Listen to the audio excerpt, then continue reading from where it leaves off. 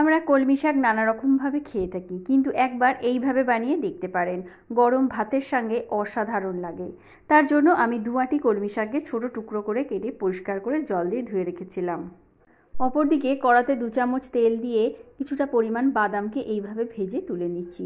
এইবার আরও 1 চামচ তেল দিয়ে দুটো শুকনো লঙ্কাকে ভেজে একটা তুলে রাখছি। এইবার এই একই তেলের মধ্যে 2 কোয়া রসুন আর একটা পেঁয়াজকে ছোট টুকরো করে দিয়ে দিলাম। পেঁয়াজ রসুনটাকে হালকা করে ভেজে নিয়ে কেটে রাখা শাকগুলো দিয়ে দেবো ওপর থেকে সামান্য লবণ আর হলুদের গুঁড়ো।